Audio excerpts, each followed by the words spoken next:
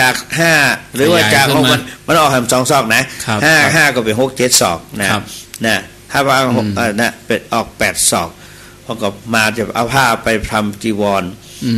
ได้ผ้าพุ่นมาตัวได้ผ้านี่ตัวก็บอกพระพุทธเจ้าจะลงละจะทำจีวรละสุดท้ายเลยวันนี้เดินจีเป่งนี่กะบอกพี่สาวทำอาหารมาเดี๋ยวพระพุทธเจ้าก็ลงมาสนหูเข็มมือแซ่เข็มสนเขาให้เข็มมือเสือสูจินะตันติเส้นได้ตันติสุตตะแปลว่าสุดเส้นได้เส้นสูตรได้เข็มก็เลยเอามาสนเข็มสนเฮือไว้เย็บแล้วก็มันก็มาเอานะไปเอาผ้ามามันยาวกว่าก่อนนี่มันใช่แล้วก็เนื้อเขาหยาบนี่อย่างเนื้อนิ่มละเอียดพวกพี่สาวก็เล่าให้ฟังว่าอันอีเป้เอามาโขกมาดีดมาขึงมาปั่นมาทอมาอย่างขึงมาทอแล้วก็มาทอแล้วก็เย็บก็ยอมเนี่ยเอาไม่ยะเนี่ยของตู้เอาไปเถอะถ้าก็เอาไปพอไปถึงแล้วก็ไปตามกรรมวิธีก็ทำจีวรตัดไปเย็บเป็นจีวรครับจะตื่นได้ภาพมาใหม่มาป๊อกอะไรถ้าก็มาเย็บเรียบร้อยก็พับทำการกฐินวันพวกนี้จะนุ่งมื้อนึงนี้จะนุ่งละแต่พี่สาวก็คืนเนี้ยจะนุ่งคืนเนี้ยแต่ตอนนี้มันนุ่งเด้อไปฉันพี่สาวก็บอกพี่สาวว่าอันนั้นน่ะเฮามากเนื้อที่แม่ทำไอ้พี่ทำได้ก่อนเนี่ยที่เฮามากระเบิ้ลแล้วก็พี่ก็ว่าได้กันนี่ไม่อาหารทุกอย่างพี่สืบแดนมาจากแม่หมดละก็ทำอาหารต่อตะก็ฉันตัวไปตัวไปพระพุทธเจ้าเปิดหูเราเปิดไหวยังตู้ตัวไปปล่อยมันไปเนี่ยแม่ผมนั่นสมัยก็เป็นนั่นเนี่ยโอ้ม้วนจาวันพอฉันเรียบร้อยแล้วเขากินนักว่าก็เป็นนอนเอาผ้าไปปักเตียงมันมีเฮาปลายตีนเตียงมันมีสำหรับยังผ้าปาดผ้าห้อยบนเตียงกันปลายตีนเตียงนะใส่เสาเตียงยืนขึ้นมาแล้วก็นอนห่อผ้าบนหนึ่งแล้วลุกมาใส่ละเนี่ยปรากฏว่าครับปรากฏว่ามันกั้นมันอืดท้องแล้วก็มันใบย่อยมันจุกหัวใจจุกหลอดลมจุกหัวใจก็ได้มรณภาพไปแต่ว่าจิตใจไปผูกพันอยู่ที่ผ้าก็เลยไปกลายเป็นเลนด้วยท่านพอเผาชาปนกิจอย่างเรียบร้อยพระพุทธเจ้าก็บอกว่าผ้านนกระทุนแต่พระพุทธเจ้าว่าข้าแต่พระองค์ผู้เจริญติสะเธอมีผ้าอยู่ไตหนึ่งมีผืนหนึ่งนะครับบัดนี้เธอมรณภาพไปแล้วผ้าแล้วเธอมามีลูกศิษย์มามีทายาทมีลูกศิษย์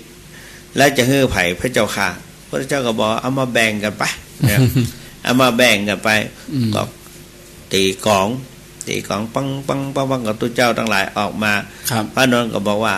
ดูก่อนภิกษุทั้งหลายท่านทั้งหลายข้าแต่อาวุโสท่านผู้มีอายุทั้งหลายมาเดี๋ยวนี้ข้าพระเจ้าได้รับพระบัญชาจากพุทธานุญาตจากพุทธเจ้าประชุมสงฆ์แล้วก็เอาผ้ามาตัดแบ่งกันผ้าของติสะติสะนั่งอยู่ในอยู่ในผ้าเป็นเล่นอยู่ฮะน่ะเป็นเล่นกะพอคนแล้วเนาะล่นไปล่นมาในผ้าก็ช่วยประกาศขอความช่วยเหลือจากใครที่ได้ยินเนี่ยช่วยน้อยกับตัวเจ้ามูนี่จะมาแบ่งผ้าจะมาตัดผ้าของข้าพเจ้าอุตสาห์เก็บหอมรอมริบไว้ตั้งเกือบภาษาซ่อหาผ้ามาเนี่ยมาเดี๋ยวนี้ปรากฏว่าตัวเจ้าทั้งหลายจะมาแบ่งกันเนี่ยบ่สมควรก็ช่วยน้อยตัวเจ้าทั้งหลายนั้นมีที่พระโสตะบ่ฮู้เนาะมันมีหูบติบนี่หูบติบแล้วก็มาสามารถจะรู้ใจเรียกว่าปราจิตวิชานังมาสามารถจะฮู้จิตใจของคนอื่นได้ก็เลยมานี่ก็มามันยงมานี่ดึงมาหน่อยจะลุงแหวงเอาตัดดังคนดังตึ๊ดเอาตึ๊ดกันเนี่ยเล่นก็ห้องใจได้ก็ปลดเสียงไปหาหูพระเจ้าอานนท์อยู่ตั้งหลังดอกพัดเบียร์นอนหยุดก่อนเข้าใจไปบอกไประงับเขาแบ่งผ้าเลยตัวเจ้ามันก็กำลังเอาไม่เงียบขึ้นมากำลังจะตัดนะจากตัก หยุดก่อนนี่ ครับแม่จะตัดแล้วนี่มีพุทธฎีกาให้เก็บไว้ก่อนอ้าวเอาเนี่ยได้ เหลียวมาได้แล้วเกิดก็เป็นพุทธประสงค์พุทธฎีกาก็บ่กล้าว่าได้ก็เก็บไว้พอได้7 วันค่ะ7 วันต้องเอาไว้7 วันครับ7 วันเหตุใดถึงชีวิตแกอยู่ได้7 วันตัวเล่นนี่น่ะชีวิตแกเมื่อตายจากเลนแล้วเหรอไปแต่พอเปลี่ยนภพไปพอได้7 วันแกตายไปแล้วแกก็บ่ยึดติดบ่อะไรอย่างแกเคยได้สมณธรรมสวดมนต์ภาวนาศึกษาเล่าเรียนภาคเพียรปฏิบัติมาได้ตลอดอ่ะครับแกก็ไปเกิดจะดีเหรอเกิดเป็นเทวบุตรอยู่บนสวงสวรรค์นั่นแต่ต้องใช้กรรม7 วันนี้ก่อนครับก็เพราะว่าที่ใจไปผูกอ่ะนั่นหน้าที่อาจารย์ถามผมว่าแต่ปฏิบัติดีมันอะไรเนี่ยแล้วจะได้เป็นได้ว่าแต่ถ้าจิตใจแหวะมาถึงทางสกรรมเนี่ยก็เหมือนนี่กันสมมติว่าขับวันเดียวนี้เป็นนิมนต์เป็นนิมนต์ผมไปวันพุธ9:49 นาทียกระฆังขึ้นทันทีนะครับแต่ว่าพอดี6 โมงเกิงแล้วยังจะได้เข้าบุษดอยู่อย่างแล้วหนทางยาวข้าวไก่นะครับแต่หมู่นั้นก็คือนอนคืนยังมาตั้มเดียวยังมาตั้มเดียวตัวอยู่เนาะไปเป็นติดอยู่ที่ไหนเดี๋ยวก็บอกยังมานุญาสิข้อมาเขาว่าอุปสัมปะเดตอนจัตตาโลนิสัยเยจัตตาริจากรีนี่คือคิดตรงเทเล่งได้ใครมันก็มีพิจิตพิกัดของมันได้ครับมันก็พอถึงขั้นประกอบอย่างว่าปลาปลาควายมันได้พอดี10 โมงไหนก็หามานี่เฮ้ยมันมีเหตุนะมันมีเหตุแต่ก็ต้องไปโทรบอกเขาก่อนเบอร์เขากองแห่นั่นเนี่ยแล้วมันก็อันนี้อุปมาเปรียบเทียบว่าทันติสะไปแวะที่ไหนแวะเป็นเลนอยู่ในผ้าแต่สกุลรอเป็นยาอย่างเจ้าแล้วก็บงโบสถลงโบสถเฟกตัวเจ้าก่อนเนี่ยโอ๊กตนโยมห้ามไปแต่ตีเป็นเรื่องหวยเนอะที่แน่ๆของพวกนี้อนุโมทนาก็ได้เจ้าคุณจะตานคือการสลายุดสุดท้าย100,000 บาทที่ไหนครับที่วัดบ่อหินหนองเนียงเคยไปไม่ใช่กันมันเคยก็ไปตานเตือนนะเนาะมันเด่นนี่แปลงอย่างครับมันเด่นนี่อันนี้ก็หอระฆังนี่หอระฆังครับแล้วก็เนี่ยเพราะฉะนั้นก็อันนี้สถานญาติโยมมันได้เสียซากบาทมันได้บริจาคสักอย่างแต่ว่าอนุโมทนาบุญกับพระเจ้าคุณวันนี้ก็ทำที่นี่ก็รวมแล้วก็ได้100,000 กว่าเชิงดอยตัดมื่นอำเภอจอมตองนี่นะเนี่ยก็นี่ก็ขอเขาได้ง่ายๆเนี่ยท่านบุญรัตน์ก็บริการบุญรัตน์ก็ได้ง่ายขนาดปั๊บขึ้นมาถ้าเจตนาดีญาติโยมท่านก็เรียกร้องอาตมาไปอาตมาก็ได้ไปก็มาขึ้นถึงสถานห่วงสถานเนี่ยนะเรื่องการเผยแพร่สำคัญกว่าสำคัญกว่าพระศาสนายืดมาถึงขนาดนี้ก็เพราะเขาเผยแพร่ในรูปต่างๆในรูปการปฏิบัติในรูปการเนี่ยเทศนาสั่งสอนอันเนี้ยอุตยะเอาว่าในว่าวันนี้เป็นวันเดือนยี่เปงลอยกระทงแต่กี้ฟังเปิ้นเตศทำเมืองก็เลยจะเรียนถามท่านอาจารย์เจ้าคุณว่าพระติดเนี่ยมันมีที่มาที่ไปจะได้พระติดตีนกาอย่างสถานญาติโยมครับถ้าฟังเจ้าคุณไปแล้วไปเข้า Google ทำกันเลยใช่ไหมก็เนี่ยตะกี้ท่านอาจารย์พระครูเปิดกำลังเปิดรายการนั้นมามันมีที่ไหนมาผางพระติดมันหมายความว่าจะได้นะตัวเองก็เคยเล่าทำอานิสงส์พระติดมาเนี่ยเป็นเน้นแสวงก็เล่าเป็นตู้เจ้าแหวงก็เล่าเอาไปเจ้าคุณนี่เขาก็ยังเทศเป็นเตือนเรื่องอานิสงส์พระติดแต่มันลืมนะไปเปิดดูตะกี้มันว่าเกิดขึ้นเกี่ยวกับว่าเมื่อก่อนนะครับเมื่อก่อนมันเกี่ยวกับพระเจ้า5 พระองค์มีนางกาเผือกนางกาเผือก2 ผัวเมียก็ไปทำนางกาเผือกมันไข่ไว้มี5 ฟองมี5 ฟองทีนี้ก็ไปหาอาหารไก่แล้วก็วันนั้นพอไข่ที่สุกแล้วมันจะออกไข่ละไข่ได้ตี้ฟักได้ตี้เกิดลมปั่นอิ่วลมหัวหลวงลมหมุนเนี่ยนะครับลมอย่างพวกเขาอย่างตันก็สลาตันเนี่ยเนาะว่าปัดมาปุ๊บปดเต้าปัดเอาไข่นะ ไปคนตีคนดังอ่ะ ครับ พอเราจะสังเกตพอรูปโลกแล้วก็มีดาวอย่างข้อในแหวนนะ หมุนจนเป็นวงรีเป็นวงอย่างก็แล้วแต่แกนหนึ่งไปตกที่อันอย่างก็กากูสันทะตกที่ไหนกากูสันทะไก่ไปตกรังไข่ไปตกไก่โกนาคมนะไปตกที่นาคนะทำนาคมันไปลอยไปตามนั่นไปทบนั่นแฮมแกนนึ่งไปตกเต่าไปตกวังเต่าเต่าเอาไปเลี้ยงไว้แถมแกนนึ่งไปตกในหางหญ้าหางลางหญ้าวัวสุดท้ายนี่ก็ไปตกที่ถ้ำใกล้ๆกับราชสีนะแต่ว่าเป็นของนอโพธิสัตว์ที่จะได้มาตรัสรู้เป็นพระอนุตตรสัมมาสัมพุทธเจ้าก็เลยทำให้เกิดอานุภาพเนี่ยพุทธานุภาพบุญบารมีที่ได้บำเพ็ญมาก็ปรากฏว่าเป็นที่รักชอบอกชอบใจและมีความรับผิดชอบดูแลว่างเหมือนกับหัวใจคนตัวเก่าเหมือนลูกเหมือนนั่นเนี่ยเอามาเลี้ยงไว้ต่อมาบรรดา ไข่นั้นทั้งหมดต้อง5 ฟองนั้นแตกออกเป็นละอ่อนนะเป็นละอ่อนแล้วก็ใหญ่ถ้าใหญ่เว้ยนะฟังลายนี่นะมันด้วยอานุภาพของพุทธานุภาพเนาะครับเราเอาหน้ามาปักกันต้องอะไรก่อนต้องมีผักหน่อยต้องมีผักตัวกันก็งั้นก็ไปใจจันเจ้าคุณจะได้ละอ่อน5 คนก็ละอ่อนนั่นเอามาปักกันเป็นคนตัวแรกนั้นก็ได้ชื่อแม่เพราะสมัยก่อนแม่สำคัญเนาะเอาชื่อแม่มาตั้งเนาะชื่อแม่มาตั้งเป็นชื่อลูกกับกากูสันทะก็ใกล้พระสารีบุตรก็แม่ชื่อสารีบุตรพระโมคคัลลานะก็แม่ชื่อว่าโมคคัลลี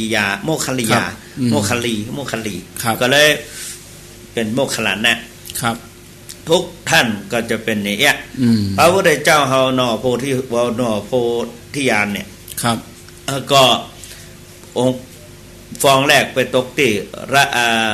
ไก่ก็ได้ชื่อว่าไก่เนี่ยคนอินเดียเขาว่ากากูสันทะส่งเหมือนกุ๊กนั่นนะกากูสันทะกากูสันทะที่ไปตกในนาคก็เรียกเป็นโกนาคมนะพวกนี้นะโกนาคมนะโกนาเนี่ยมันจะโคนาโกนาคมนะแล้วไปตกที่เต่านี่เพราะว่ากัสสปกัสปะแต่พอมาเป็นชื่อคนไปเห็นแล้วก็ก็บอกให้ว่าเต่านะก็เป็นชื่อว่าเต่าเป็นลูกของเต่าพระพุทธเจ้าตกในรางย่างงัวก็เลยเป็นโคดมนะโคตมะนะโคตมะแดมอันละฟองนึงก็เป็น4 อริยะเมตไตรจะเจริญเมตตาภาวนาครับก็กลายเป็นเนี่ยละอ่อนถึง5 คนน่ะก็มันคงลมพัดมันคงอยู่ในบริเวณนั้นบ่ไกลเท่าใดก็มาปะกันถามสื่อเสียงนั้นกันทำไปทำมาครับแต่ว่าเพิ่นได้บำเพ็ญบารมีมาเนาะระลึกชาติได้คงระลึกได้ถึงปุเพนิวาสานุสติญาณก็ให้กันกอดกันกลมเลยกันตั้งจิตตั้งใจให้คือภาคอีกอันนี้มนหน่อยอันจะบ่ได้อันทรสก็เอามาสมมุติเนาะสมมุตินะชื่ออย่างน่ะฉันยังเหมือนเธอแต่ว่าป่ะทำไมเธอจึงเหมือนฉันยังเหมือนเธอนั่นสิดูสิผิวมันก็คล้ายๆกันเป็นลูกของใครล่ะฉันจะบอกให้ฉันเป็นลูกของแม่ไก่ฉันเป็นลูกของแม่นาคฉันเป็นลูกของแม่เต่าฉันเป็นลูกของแม่คอแล้วฉันได้เป็นลูกของราชสีห์นะจะบอกให้ไม่ครบ5 คนเลยครบ5 คนแต่ว่าใจเสียงเดียวก็เนี่ยก็เลยต่อมาก็พอหูอย่างก็ให้มีกรรมให้เขากรรมก็เลยตั้งใจบวชเป็นฤาษีเข้าใจว่าคงจะมีฤาษีอยู่แหละนะฤาษีในป่าถึง5 บวชเป็นฤาษีบำเพ็ญตบะธรรมมาแล้วก็สังสารวัฏไปมาเนี่ยต่อมาพุทธสุดท้ายก็ได้เป็นพระพุทธเจ้าพอถึงวันเดือนที่เปงมาเนี่ยนาแม่เพิ่นไปเกิดเป็นเทวบุตรเทวดาเนี่ยไปเกิดเป็นอยู่ในอะไรอย่างกับภากาพรหมเนาะภากาพรหมนางภากาเพื่อ ก็จะประกาศให้โหให้ชาวบ้านทั้งหลายได้บูชาบูชาลูกทั้งหลายที่เปิ้นอันบูชาที่อยู่บนอากาศก็บูชาด้วยเนี่ยไฟว่าอย่างชาวบ้านเขาก็จิว่าวไฟพ่องกาปล่อยโคมลอยพ่องกาแปลงบอกไฟพ่องกาบูชาอย่างพระพุทธเจ้าอย่างบนหนอากาศที่หมู่บนบกก็แปลงเป็นโคมอย่างต่างๆตามพางพระติดเนี่ยนะแล้วก็ไปตั้งเหือเพื่อก็ลอยกระทงเป็นลอยพระพุทธบาทอยู่ที่แม่น้ำนิมอะไรวะนิมมนาทีนะครับนั่นน่ะอยู่ที่หันแล้วก็ไปปูจากันนี่จุดประสงค์คือปูจาพระพุทธเจ้าปูจาพระพุทธเจ้าลอยที่น้ำกับพระพุทธบาทครับที่บนบกก็เขาจะแล้วแต่บางทีก็ปูจาพระพุทธรูปแล้วแต่เขาปูจากำสอนเพราะไฟเนี่ยหนึ่งคือแสงสว่าง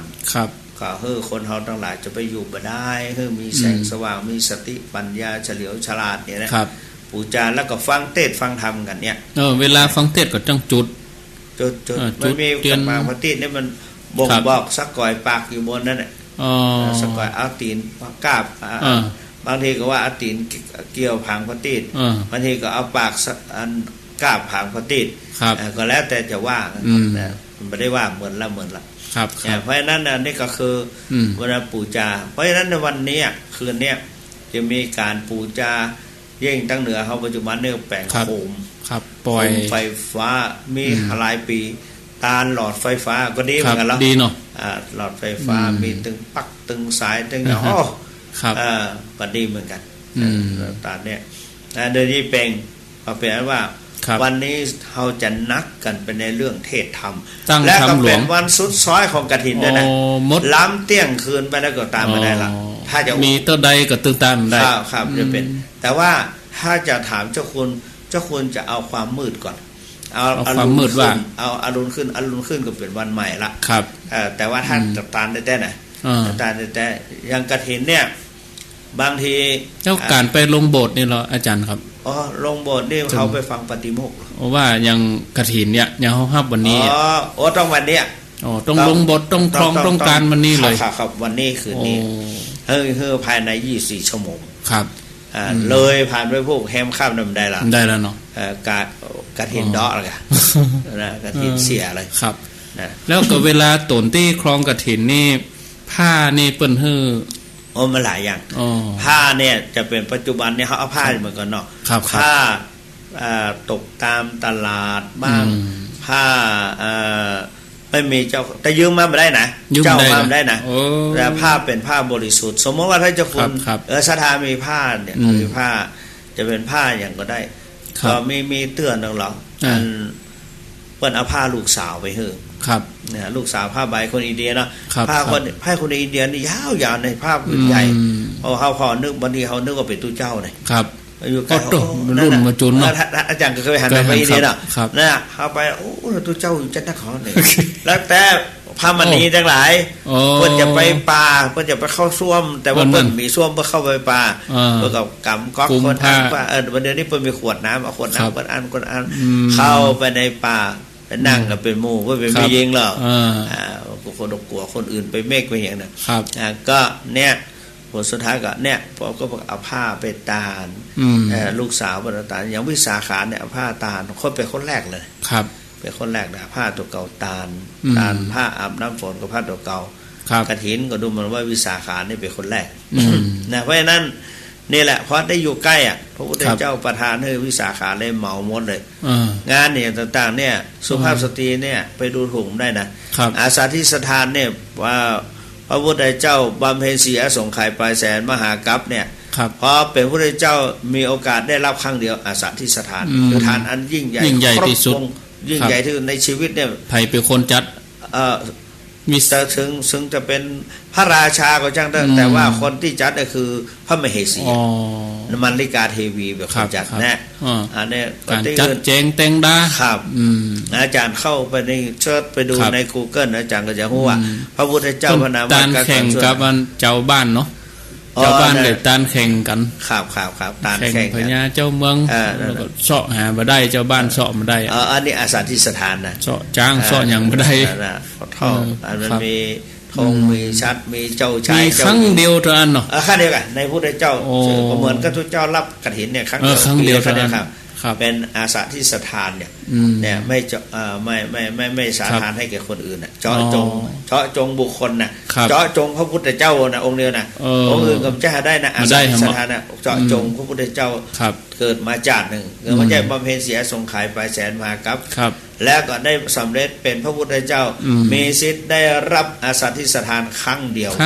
ตัวครั้งยิ่งใหญ่แต่ว่ามันติดไม่ติดพระพุทธเจ้ามาติดในเรื่องนั้นมายกย่องว่าสันได้กฐินที่ไหนได้อาสาที่สถานที่ไหนบ่มีอ่ะพระพุทธเจ้าก็มาตัดให้ตัวเจ้าทั้งหลายฟังนี่เป็นอาสาที่สถานแล้วก็มีสตรีเท่านั้นแหละเป็นผู้จัดให้มันได้กาเทวีแต่มันได้กาเทวีก็เผลอไปเกิดในมหก7 วันก็รู้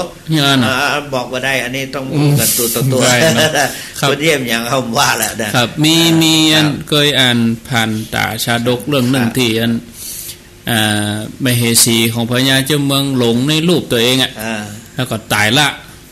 พญาเจ้าเมืองก็เอาศพนั้นมาถนอมเนาะเอามาถนอมศพแล้วก็เอามาไว้มันอยู่ตัวเองอะทีนี้ไปเป็นหนอนอยู่กองขี้ควายปุ่นเนาะอันนี้ก็โพธิสัตว์เจ้าก็ว่าโอ้พญาเจ้าเมืองอย่างมาทำงานมาปฏิบัติงานกับกึศเดิงหามเหสีจุงแขนไปเลยพระองค์ว่ามเหสีไม่นายเป็นนอนอยู่ในกล่องขี้ควายพวกนี้เนี่ยมาเชื่อก็เลยใจฤทธีกับเป่ากระถาแซ่เนาะจะได้หู้กำซัดหู้อย่างเงี้ยกันเดี๋ยวนี้นอนก็พดจดออกมานี่ก็เป็นมเหสีเนี่ยแม่นแล้วเนี่ยก็นี่ก็เอานอนออกมาทำตัวอันนี้คือสามีของข้าเป็นนอนเหมือนกันปัญญาเจ้าเมืองเลยกับมิงอะเนาะปีกไปกับเผาขวางเงี้ยนะซบคือตอนแรกก็ไม่ยึดมั่นแต่ว่าคนเขาเนี่ยไปแล้วเนี่ยขึ้นชื่อว่าไม่มีสามีภรรยาเป็นแบบไหนเกิดพบชาติพบใดเพราะว่าอย่างวันเนี้ยศรัทธาญาติโยมว่าเฮาไปเนี่ยได้ทำบุญร่วมกันได้กินข้าวกับกันได้ไอ้อย่างต่างๆเนี่ยมันมีโอกาสหรอยังโยมจังถามอาจารย์โยมจังถามอาจารย์เจ้าคุณครับโยมถามว่าคนที่เป็นพ่อเป็นแม่เขาเนี่ยเวลาเขาตายไปแล้วเนี่ยเขามีโอกาสจะได้ปิกมาเกิดเป็นญาติเขาแถมอยู่ก่อยมีคนบอกก่อนเพื่อนเอาหมิ่นเอาอย่างหมายอ่ะไม่พระพุทธเจ้าบอกว่าตถาคตเป็นลูกของคนนี้500 ชาติเป็นเขาก็เคยเกิดเป็นลูกของตถาคต500 ชาติเหมือนกันเขาก็เคยเป็นภรรยาของตถาคต500 ชาติตถาคตก็เคยเป็นภรรยาของเขา500 ชาติทุกอย่างน่ะมีกระดูกของคนเฮาแต่ละชาติก่อนจะบรรลุมรรคผลนิพพานเนี่ยเฮาเกิดไปเนี่ยกระดูกเนี่ยมัดไว้พระครูมัดไว้เป็นปั๊บอย่างกับอันนี่นะเอากระดูกมัดไว้เนี่ยล่ามากองไว้เนี่ยเท่ากับภูเขาเขื่องเท่าสูงเท่ากับภูเขาครับถ้ามันแบบพุบพังไอ้นั้นเฮาที่เฮามันเป็นกระดูกผมหรอที่ไปเกิดเป็นสัตว์เดรัจฉานเนี่ยที่เป็นมดเป็นแมงอย่างต่างๆนะอย่างติสาไปเกิดเป็นอย่างเลนน่ะมันไปมีกระดูกอย่างที่ไหนเนาะมีกระคาบแล้วก็คาบมันก็หายไปอย่างนี้เพราะฉะนั้นคนเฮามีครับมีโอกาสได้เข้ามาอย่างเฮา2 คนนี่เฮาก็ยังมีวาสนาได้มาจัดรายการโอ้สาธุผมก็มานึกฝันเนาะเพราะผมก็มีโครงการจะทอดกฐินน่ะถ้าเจ้าคนศิลปาจารย์ตุ้มแรงประเดี๋ยวนี้เสียงมันดังเตี้ยเนี่ยเสียงเขาเทศทำเนี่ยมันก็ดังมันดังอยู่แล้วก็คนมามากตัวเขาบอกขอหลวงปู่สวดย่อบ่เขาก็ยิ้มอยู่นะแต่ผมไม่กล้าอู้เพราะว่าไปเจ้าคุณศรีอันไหว้พระปู่จาพระรัตนตรัยเรียบร้อยจะมาฟังแล้วก็ซุบซิบเพิ่นเอามือปัดเอาเต็มเนี่ยฟังไปไหนว่ามีงานนักฟังไปไหนมันงานได้ต้องเต็มอันนี้มันเป็นพระวินัยมาตามได้บ่เคารพต่อพระวินัยเขาคงว่าเขาก็ต้องทำเป็น สนถ้าเป็นเดือดร้อนสักอย่างอย่างจ้างได้อย่างน้อยก็ขอมันตันไปออก15 นาฬิกาบ่าย 3วันที่นี่นะฮะก็เนี่ยเพราะฉะนั้นก็ถือว่าเป็นสิ่งสำคัญเมตตาแต่ครับเพราะวันนี้ออกหลายคลื่นแล้วก็ศรัทธาก็รอฟังเนาะครับแล้วนอกจากนั้นก็ได้ปูจาเรื่องพังพระตีพังพระตีนะพระเจ้า5 พระองค์ทำไมถึงจุดตอนแรงกลางวันมาสู้แสงแดดมาได้อ๋อแสงไฟนี่ถ้าจุดแมลงมันแสงมันจะงามแสงจะงามแสงจะสว่างถ้าไปจุดกลางวันไปหันอย่างหันแปรตะวันนั่นแหละการตะวันชื่อแปรตะวันนะไปแพ้ถูกแล้วนะแพ้เป็นคนไทยการเป็นคนเมืองอันเดียวกันนั่นแหละพ่ายแพ้เพราะนั้นแหละเพราะอย่างนั้นก็เพื่อจะให้สว่างสวัยก็ต้องจุดกลางคืนเอาไปกลางวันนี่แม้แต่รถลาเนี่ยรถลากันจนกันตัวๆเนี่ยส่วนมากจนกลางวันเนาะเมื่อคืนแจ่มพอจนเพราะอย่างก็คืนมันมาพูดหันแล้วเนี่ยมีไฟเนาะมีไฟแต่ว่ามีไฟแล้วสังเกตพอได้แม่นแล้วพอเนี่ยรถจนกันนี่มันโดนกลางวันทั้งนั้นแหละครับกลางคืนเนี่ยจนแต่มันนักน้อยมีน้อยส่วนมากกลางวันนอกจากจะรับในอันนั้นมาแห่งเรื่องนะครับอันนี้ก็คือแสงไฟเนี่ยมันทำให้สว่างสวัยปูจาคนปูจาก็ม่วนอกม่วนใจบรรยากาศก็เย็นใจเย็นชื่นใจไปมันก็ดูเหมือนว่ามันปรากฏอ่ะสมมติว่า3 คนพ่อแม่ลูกคนปูจาเนี่ยนั่งนะบูชาลูกมีลูกอยู่ข้างๆไงนะหรือลูกอยู่กลางช่วยเนี่ยมันก็ได้บรรยากาศความอบอุ่นสร้างความอบอุ่นภายในครอบครัวมีคุณตาคุณยายไปยืนอยู่ข้างๆแถมเนี่ยพร้อมหน้าพร้อมตาเนาะไปหาไอ้ทำบุญสุนทานด้วยเจ้ากับปันปอนเนี่ยเจ้าเทศมันก็ม่วน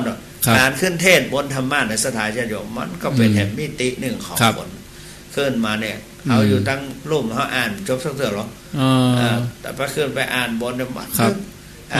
ตั้งรูปนี่อ่านกับเดือนก็มีอย่างมากกันโทรศัพท์ตั้งกิ้งวางไงแล้วเจาะใส่หัวยิ่งนอนเทศสมัยนอนอ่านทำเมืองนะ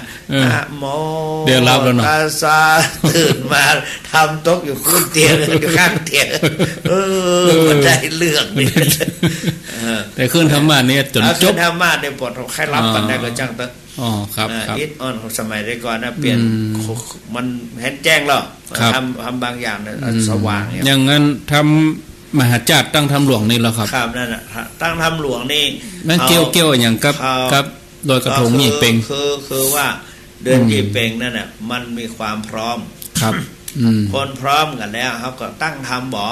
ตั้งทำหลวงบ่อเนี่ยเขาจะเทศอย่างมันมีเทศทำเหมาวัดเทศทำอย่างต่างๆมันถึงมายังพระราชจอมทองใน3 วันน่ะนะมีเจ้าภาพปดโอ้คนว้าวนั่นน่ะพวกในหลายๆเจ้าภาพแต่ว่าเจ้าภาพเพิ่นก็ไม่ได้ใส่ดักว่าเป็นการรวมใส่ตะแดมหัวเป็นการรวมวันนั้นผมเทศธรรมจักรกับปวัตตนสูตรเนี่ยเขาต้องพวกน่ะเอาไปว่าปั่นปอนสุดท้ายมันน่ะจะก็ว่าก่อนนั้นมันกินเวลาไปนักว่าปั่นปอนนั้นก็ว่าเนาะก็2 หน้ากันเลย2 หน้ากระดาษ A4 พิมพ์นะจะเขียนนะครับ2 หน้ากระดาษ A4 2 ใบเพื่อเขียนใบละหน้าครับโอ้นักเต้นนักว่าเดี๋ยวพอต้นมันต้องตามเรื่องมาแต่ว่าเขาจะได้นะว่าพระราชจอมทองนี่ผมย้ำหัวเนี่ยสุดท้ายก็มารวมกันครับองค์ที่ได้เทศเพื่อถวายเฉลี่ยไปเป็นว่าเพื่อคนที่ได้เทศด้วยครับแต่ว่าคนที่เป็นเทศเป็นชอบเทศก็เทศ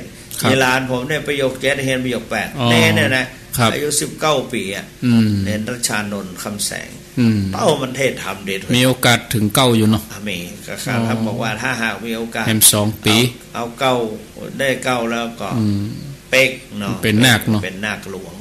คือวัดพระธาตุเพิ่นมีนาคหลวงแล้วองค์ละแล้วก็นอกจากนั้นก็กำลังเป็นนอเป็นอย่างแตงเอามาสถานเราพอแล้วนอแตงเอามาในเพราะมันเขารับตาในนอแตงเอามาม่วนเนาะพอไปคนไปครูคนแรกไปเปิดครั้งแรกพอมหาเบนได้เน้นเบนมันได้ประโยค9เนี่ยผมดีใจปลื้มใจเนาะให้แตกอ่ะโอ้ปีติให้แต่ความเป็นครูบาอาจารย์เนี่ยครับออกวัดสามพญามาเนี่ยมา4 แยกกันน่ะเดี๋ยวมาขึ้นแท็กซี่ น้ำตาตกให้จะได้หรอครับอันนี้คือปีติเกิดแต่ทุกคนก็ใครบอกว่าอย่างผมนะครับเขาว่าเจ้าคุณเจ้าคุณออดยังมาให้เจ้าคุณออดมาเป็นปี2 ปีก็ออกไปแล้วคนนั้นเริ่มแรกอันนี้เขาเริ่มเขามาก่อสร้างโรงเรียนขึ้นแถมแล้วก็ตึ้งแบบเขาก็ตึ้งบัลละแม้แต่ตะคืนแล้วเนี่ยเขาอบรมนักธรรมเอกนักธรรมโทนะโทเอกเนี่ยจะสอบเนี่ยคนจะไปตรวจปัญหาให้หมด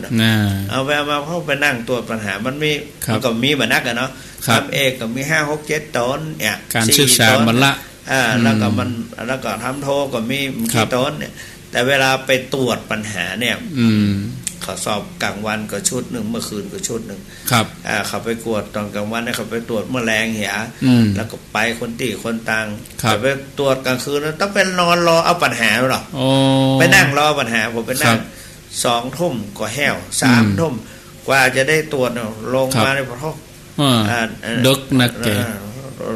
เสราเจ้าเนี่ยไปตรวจเขาแค่รับกันแล้วเนี่ยหลวงพ่อเจ้าคุณพ่อครับเจ้าพ่อจะเอาอีกไหมครับเอามีวิธีตรวจท่านครูตรวจปัญหาทีละข้ออันเตียงไงกัน5 ฉบับกับเปิดเตียงกันเลยพออันตัวแรกก่อนข้อแรกก่อนเนี่ยข้อแรกข้อ 1นะเนี่ยแล้วพอคนที่1มันตอบเข้ากับที่นี่ก็ข้อ2,000เขาก็มีความเข้าใจตัวเข้าใจเครื่องปัญหาในเรื่องต่างๆอ่านดูแลอันนี้เขาท่าตอบเข้าซื้อ10ไปเลยอันนี้ว่าไปเลยลดลงมาถูกบ้างถูกบ้างลดลงมาถ้ามันได้ถึง5 ฉบับนั้นตอบได้ถูกหมดแต่ว่าเนื้อความอาจจะตอบไปคือวิธีตอบอาจจะเป็นคนอย่างเนี่ยก็คือ50ละมาอ่านข้อที่2มันวุ้ยดีเลยอย่างนี้มีเคล็ดลับพอจบ10 ข้อก็จบ10 ฉบับพอดีถ้าเขาอ่านคำฉบับนี่มันได้แล้วมาได้แล้วมันนานแล้วจะมาเจ็บก่อนต่อหมดอะไรอย่างนี้อันนี้ก็คือว่าเขาจะได้ถึงไปเขาเท่าแล้วสิ้นลมหายใจละอ่อนมื้อนี้เขาจะช่วยเอาใส่ร่องไว้มีวันนั้นอาจารย์เจ้าคุณบอกเรื่องมีขี้ข้อก็รักหัวใจผู้ปกครองลองนิมนต์ขยายความหน่อยที่ไหนที่ปะกันที่ทำบุญเปิดสำนักงานนะกันยึดมั่นในพระรัตนตรัยมีน้ำใจเสียสละแน่ๆช่วยเตือนพระผู้ประพฤติผิดสุจริตสมเป็นสงฆ์ดำรงพุทธบัญญัติไม่คิดขัดพระวินัยฝักใฝ่การกุศลมุ่งผลเพื่อพระศาสนาใช้เวลาเป็นธรรมทานประกอบการเพื่อประโยชน์เนี่ย10 ข้อเอาในชั่วโมงนี้เดี๋ยวจะปั่นเดี๋ยวนี้ค่ะนิมนต์ขยายความ1ยึดมั่นในพระรัตนตรัยเอาอย่างเอาเป็นศาสนาพุทธไปเอาเทวบุตรเทวดาที่หั่นแล้วไปหมอมดหมอผีเอาพระพุทธพระธรรมพระสงฆ์เป็นศาสนาทางศาสนาคัจฉามิธรรมังสรณังคัจฉามิสังฆังสรณังขอเปิ้งเพราะพระพุทธเจ้าพุทโธเมนาโถพระพุทธเจ้าเป็นที่พึ่งของข้าพเจ้าธัมโมเมนาโถพระธรรมเป็นที่พึ่งของข้าพเจ้าสังโฆเมนาโถพระสงฆ์เป็นที่พึ่งของข้าพเจ้าครับพระพุทธเจ้าเป็นได้เขาก็รู้ว่าหลักการของพระพุทธเจ้ามีจะได้เขาก็เข้าใจให้หน่อยเนี่ยพระพุทธเจ้าประกอบด้วยวิชาจารณะสัมปันโนเป็นผู้ถึงพร้อมด้วยวิชาจารณะเนี่ยอรหังเป็นผู้ไกลจากกิเลสสัมมาสัมพุทธัสสะตรัสรู้ชอบได้พระองค์เองสรุปแล้วก็คุณนะย่อมก็มีพระปัญญาคุณพระวิสุทธิคุณพระมหากรุณาคุณนะมหาเนี่ยมันมีที่นะครับมีพระวิสุทธิคุณสุทธิแปลว่าความหมดจดความบริสุทธิ์ปัญญาก็มามีที่ครับแต่มันได้พระปัญญาที่คุณพระวิสุทธิคุณมหากรุณาที่คุณแถวที่ยังมาใจอาทิสุทธิได้แถมพระวิสุทธิที่คุณมันซ้ำกันเนาะนั้นเขาว่าบรรทุกเขาปัญญาคุณไปเลยปัญญาคุณมหากรุณาคุณนั่นแหละวิสุทธิแปลว่าความหมดจดบริสุทธิ์ปัญญาคุณอาทิมาจากไหนบัดใจแล้วเนาะบัดใจเนี่ยนะเพราะฉะนั้นบางคนก็เขาว่าแล้วยิ้มจะเห็นเนาะจ้างว่าขี้ค้านเถียงเขานักเหรอเขาคนเดียวเขาจ้างว่าไหนจะมันเตอะไว้ครับเขาเรื่องครับอันที่ก็2ยึดมั่นรัตนตรัย2พระรัตนตรัยก็ธรรมะของพุทธเจ้าธรรมะของพุทธเจ้าเนี่ยก็ธ ทำมาเป็นหลักปฏิบัติสำหรับตัวเก่า แต่ปฏิบัติให้มันถูกมันควรอย่างที่ถามผมมานั่นแหละเขาว่าแผ่เมตตาบนบ้านดีก็ดีนะเนี่ยไม่ได้ยังไงพอเขาแผ่เมตตาความฮักคือคนฮักคือความฮักในคนในบ้านนะกูคนอ่ะมีเมตตากรุณาความอินดูเขาเขาอย่างที่ต่างๆเขาอินดูเขาสงสารเขาหันอกหันใจกันมุทิตาเขาประสบความสำเร็จเขาดีใจอุเบกขาเขาเหยียบไม่เหยียบย่ำซ้ำเติมเขาเนี่ยครับพิษก็ว่าพิษจะมันถึงนี้เหมือนกันนะเขาก็มีเนี่ยอยู่วัดเดียวกันเหมือนกันนะคนนั้นคนพาท่ามันเนี่ยเสียใจสบายใจเนาะเพราะนั้นผมเทศพิษไปนะเอ้ยผมเนี่ยเทศมาทั่วเนี่ยผมก็ยังพิษไปที่ไหนพิษมันถึงมีมันถึงบริสุทธิ์ออกมาก็ฟ้าผ่าเขาน้ำมาแหละใจจืดไหมผมหน่อยนะใจจืดแล้วก็แหกกันนี่ท่านนี่เป็นกอดคอกับเป็นแหกกันเนี่ยเนี่ยธรรมะแผ่ในบ้านเพราะนั้นสองสังอันที่สองพระสังฆคุณเช่นพระสังฆพระสงฆ์ก็พระสงฆ์มันพระสงฆ์ประกอบปฏิยะนะเป็นเนื้อนาบุญของโลกเป็นนาของเฮานะเป็นเนื้อนาบุญของโลกไม่มีนาบุญอื่นใดกว่าดังนี้นี่เขาก็ปล่อยไว้ได้ก่อนนะทีนี้ยึดมันในพระไตรมีน้ำใจเสียสละเงี้ยสละจะได้พ่องครับอย่างวันนี้ส่วนตัวเขายังหนีอย่างวันนี้เสียสละแต่ครับอันนี้มันชอบตัวเหรอชอบตัวแต่ว่า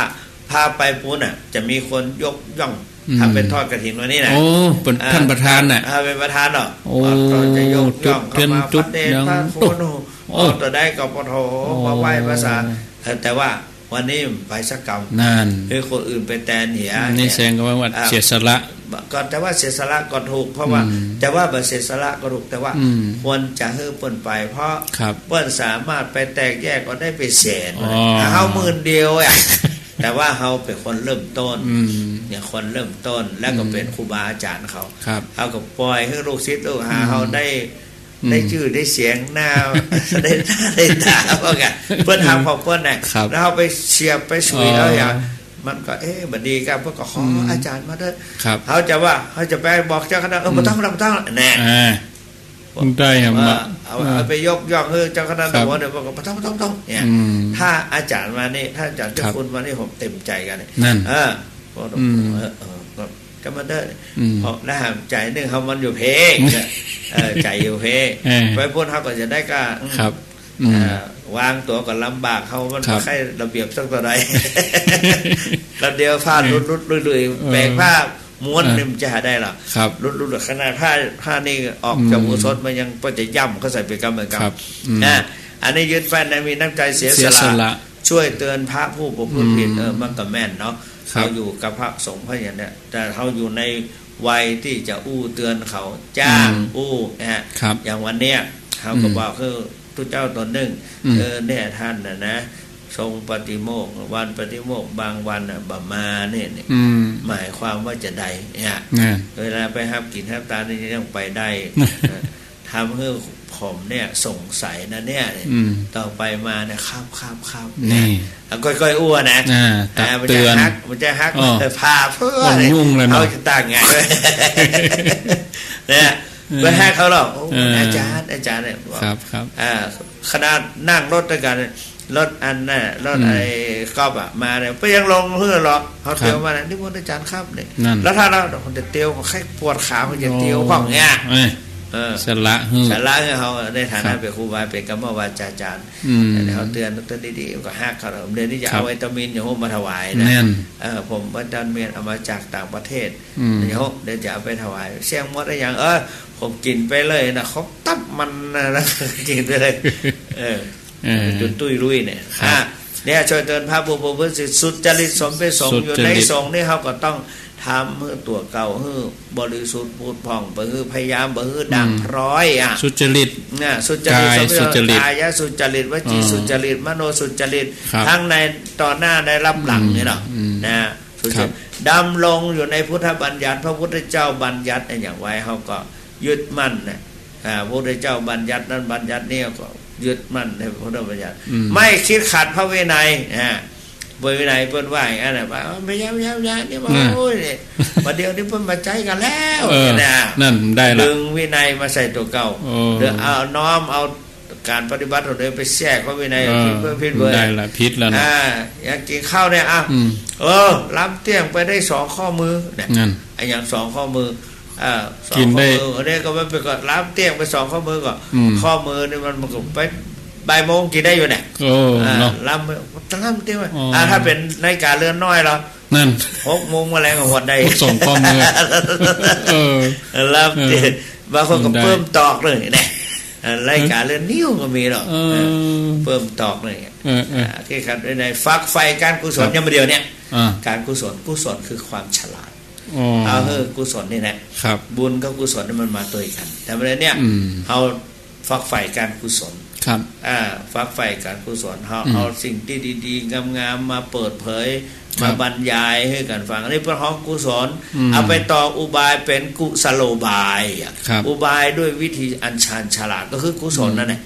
นะฝักใฝ่กับกุศลมุ่งผลเพื่อพระศาสนาจะไปเอาเข้าตัวเก่านักแล้วไปเอาไว้เพื่อพระศาสนาอย่างน้อยอย่างนั้นก็อย่างสมมติอย่างอาจารย์จัดวิทยามันก็เขาสร้างตู้เจ้าทุกรูปทุกตรงเนี่ยก็สร้างห้างแปลมาห้ามจะได้ไปตัวลบเอาละวันนี้มดยังตัวเก่าเนาะอันนี้มนผมสร้างอย่างไว้นะผมไปเบิกเอาเงินนิตยพัฒน์ผม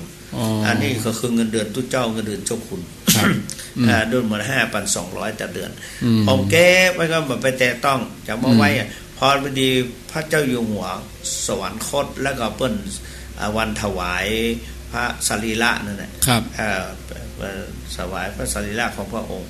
บอกว่าอย่างที่เปิ้นเดี๋ยวไหว้เนาะพระครูอาร์ตเปิ้นประโยค6เปิ้นก็แต่งตั้งประโยค3เปิ้นก็แต่งตั้งสอบได้ก็จริงอยู่ถ้าเปิ้นมาแต่งตั้งก็ไม่ได้เป็นมหานะประโยค6ก็เปิ้นแต่งตั้งพอมาประโยค7เปิ้นก็แต่งตั้งพระครูอาทรสุวรรณโมลีเปิ้นก็แต่งตั้งลงเป็นปีที่เท่านั้นว่าราชการนั้นพลเอกชวลิตยงใจยศนายกผู้สนองพระบรมราชโองการเนี่ยตอนนั้นน่ะมาตอนนี้ก็เจ้าคุณก็อันนายอย่างว่าลืมไปละผู้สนองพระลืมไปละนายกผู้สนองพระบรมราชโองการนั่นน่ะกลินกระเลินนั่นน่ะอะไรเป็นพระสุวรรณเมธีแล้วก็เนี่ยก็เพื่อเอาอย่างก็มุ่งมั่นเพื่อพระศาสนาเอาก็เปิ้นทำเอานะแนะนำไม่ขี้ขัดวินัยฝากไฟกับกุศลผู้มุ่งผลเพื่อพระศาสนาเขาได้จากเปิ้นมานักต่อนักกู้เงินเดือนนิตยพัฒน์ก็นิตยพัฒน์นั่นน่ะเบิกมาได้อยู่160,000เอามาแปลงถนนภายในวัดน่ะถวายเป็นพระกุศลเป็นถวายพระเจ้าแผ่นดินเนี่ยมันก็กุศล3เส้นกันนะเส้น1หรือเส้นคอนกรีตกว้างๆ7 เมตร1เส้นแต่ยาวเท่าใดลืมไปแล้วน่ะมันก็พอยาวเท่าใดละเข้าภายในวัดแถมอันหนึ่งจากทิศเหนือไปทางทิศใต้ไปจรดที่อุโบสถก็เป็นถนนคอนกรีตเหมือนกันแต่ว่า3 เมตรเกินแถมอันหนึ่งเป็นเขาเขาได้ตัวหนอนนอนก็ตัวหนอนก็3 เมตรเกินสรุปแล้ว160,000นั้นพอนะเติมแหมไปเติมแหมอันเนี้ยเอามุ่งผลเพื่อพระศาสนาคนมาเข้ามาก็เอาไว้ในศาสนาเนี่ยนอกจากนั้นก็สร้างเป็นนั่นเป็นนี้ขึ้นมาเป็นหอระฆังเป็นเจดีย์เป็นอุโบสถนะต่างๆเอาไปสร้างหัวกับแปงแก้วต่างๆเนี่ยมันเขานี่มุ่งผลเพื่อศาสนาใช้เวลาเป็นธรรมทานเวลานี่เขาจะพยายามเพื่อตานบอกว่า1อย่างก็1อามิสทาน2ธรรมทานเนี่ย3อภัยทานเนี่ยเพราะฉะนั้นคนเขาก็ต้องฮือตานตานาปาลาเมสัมปันโนตานาอุปปาลาเมสัมปันโนตานาปาลามาตาปาลาเมสัมปันโนเนี่ยของครูบาบัตตาเสียงก็ดึกไปแล้วนะใช้เวลาประกอบการเกื้อประโยชน์ทำอย่างต่างๆให้มันเป็นประโยชน์จะเป็นประโยชน์ตัวเก่าล่ำไปมีประโยชน์อย่างพ่องประโยชน์ตนประโยชน์ตนประโยชน์ผู้อื่นและประโยชน์อย่างยิ่งคือพระนิพพานประกอบการเกื้อประโยชน์นะจบแล้วกันจบพอดีใช้เป็นปลาเป็นอะไรประกอบการเกื้อประโยชน์ทำให้เป็นประโยชน์ต่อตนเองบริจาคเลือดก็อย่างไรก็แม่นหมดเนาะ 1ประโยชน์ตน2ประโยชน์คนอื่น3ประโยชน์อย่างยิ่งประโยชน์ตนประโยชน์ศาสนาก็ได้ประโยชน์บ้านเมืองก็ได้เพื่อผู้อื่นนะเนี่ยพระเจ้าทั้งหลายก็ทำแบบเนี้ยก็เพื่อปฏิบัติในธรรมศรัทธาญาติโยมทั้งหลายได้ฟังก็นำไปประพฤติปฏิบัติได้ข้อใดทำได้ก็ทำแต่ว่าศรัทธานี่ต้องมาตันเหมือนขาพระเจ้าต้องทำพระเจ้าก็อย่างเดียวกันแหละแต่ว่ายังพระเจ้าเนาะวันนี้ตอนเจ้าเป็นอย่างใดบ่ฮู้นะมันเป็นอย่างบ่เป็นสลึมสลือเนาะมันไปตรวจปัญหาแล้วก็รอปัญหาจะออกมาได้นักเรียนก็จะสอบเสร็จเขาฮู้เขาไปนั่งรอปัญหาของท่านจ้าว่าจะเอามาตรวจได้พอตรวจเข้ามาเขาก็เอ๊ะไก่ยังมาที่ท่านพระครูเนี่ยเขาก็อันน้ำกาแฟให้กินนะครับเจ้าคุณพ่อชอบกาแฟไหนกาแฟดำนี่แหละใส่สัก2 ช้อนเนอะน้ำน้อยเดี๋ยวมากรึบเมื่อกินยากิษณากันนี่ก็พอละกินแล้วก็เอาน้ำชาเขากบไปหลายวันมาบ่กินกาแฟอย่างนี้บ่ฉันกาแฟนี้ฉันไปแล้วมันนอนหนุ่มมื้นตาแมงๆว่าจะรับได้เนี่ยไปตีอย่างว่าโอ้เปิ้นลุกกันแล้วเนี่ยเฮายังรับได้เนี่ยรับเฮานอนเหมือนกันแต่มันบ่รับมันมื้นตาแมงๆก็บางทีก็มันรับยิบรับย่อหน่อยไปตื่นขวายเพื่อหูคิงมาศาลาเปิ้นแล้วไปอ่ะได้ไปสักกรรมหลวงปู่ก็คงข้อหาสุวรรณเมธีเป็นยังไงถ้าจังได้บ่สบายก็สบายก็ครับว่าตายคำที่น้อยเพื่อคงบ้านะเพิ่งก็ฮักอันนี้ก็พอถึงกัน9 โมงมาเขาก็มาห้องมาเรียกดูยังมีชีวิตอยู่ก่อนนะเพราะที่อ้วนเรียกว่าคือว่าบางครั้งเขาก็ยังมาฉันเตือเขามาฉันเอาเพนไว้เนี่ยฉันเพนฉันเพนเนี่ยเพราะฉะนั้นศรัทธาญาติโยมจะเอาอย่างเขาก็ไม่ได้แต่ถ้าอยู่ตัวเก่าคนเดียวเนี่ยได้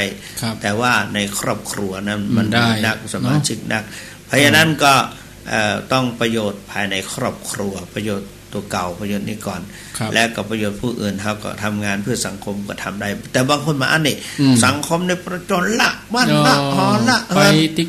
ไปติ๊กเอาเพราะว่าพ่อแม่ก็มาพ่อเอาตั้งหลังเป็นยอมย่าเอาตั้งหน้าเป็นไปฮะ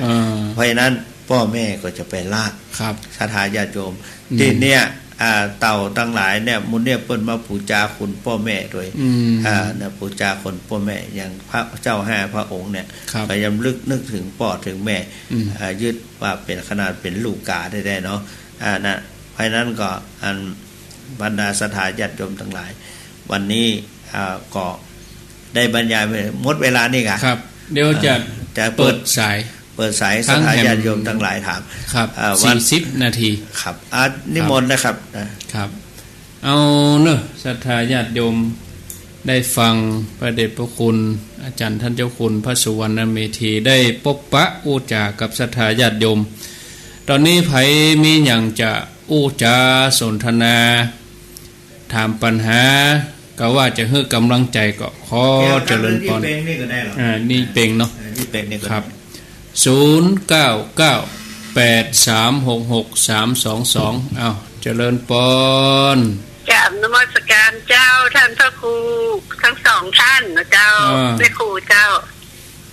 แม่ครูปนัดดาน่ะเจ้าฟังจากที่ไหนฟังจากกองพิสูจน์หลักฐานนะเจ้ากองพิสูจน์หลักฐานหน้าสนามกอล์ฟเชียงใหม่หน้าสนามกอล์ฟจะทำปัญหาก็ถามเจ้าวันนี้จะถามก็ถามท่านพระครูว่าครูบาอาจารย์ของแม่ครูท่านเป็นต่างศาสนาและท่านเสียชีวิตไปแล้ว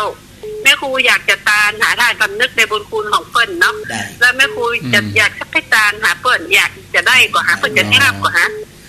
ก็เดี๋ยวรอฟังในวิทยุเนอะคำถามเดียวกันจ้ะรอฟังเดียวอาจารย์ท่านเจ้าคุณจะตอบขอเรียนท่านเจ้าคุณอีกครั้งค่ะคือท่านเจ้าคุณวันนี้เป็นเนื้อนาบุญของข้าเจ้าที่ได้ฟังท่านพระครูเทศวันนี้นะข้าเจ้าเคยฟังท่านพระครูท่านเจ้าคุณหลายเทื่อแล้วเจ้าขอกราบอนุญาต เรียกฉายาของท่านว่านักเทศร้อยเสียงนั่นเจ้าจำได้อยู่เนาะจำได้เจ้าแม่เคยหันท่านเจ้าคุณก่อเคยไปฟังที่เทศปัจจาที่แม่แต่งนะเจ้าโอ้โดยแม่แต่งกูเนาะเจ้าโมทนาเจ้ากราบนมัสการเจ้าต่อไปเจริญปนนมัสการครับจากที่ไหนจากบ้านหนองล่องหลับปูนนี่นะครับผมมีคำถามก็มีคำถามเป็นกำลังใจฟังชัดดีกะฟังชัดเจนดีโมทนามาตรการครับผมใช่ต่อไปเจริญปนโทษจากไปโทษจากไหนสุวรรณเมธีและตะปูที่วัดนี่กรมวิจารวิกุลเนาะแม่โทษจากไหนจากวังสวนกล้วยเจ้าวังสวนกล้วยที่บุญที่สุดที่ใดแม่สีทอนแล้วไม่รู้ประวัติของนะทางพัตติลอยกระทงเจ้านั่นโอ้ประวัติประโตประสิงโอ้ครับขอบคุณเลยเจ้าน่าบุญเจ้ามียังถามเนาะมียังถามนะเจ้าโมทนาจะต่อไปเจริญปนฮัลโหลว่าสายครับท่านจากที่ไหนผมโยมบุญมาบ้านใหม่หนองหอยที่คนที่การแต่ตานะครับไม่หนองหอยว่าจะได้ผมแค่ถาม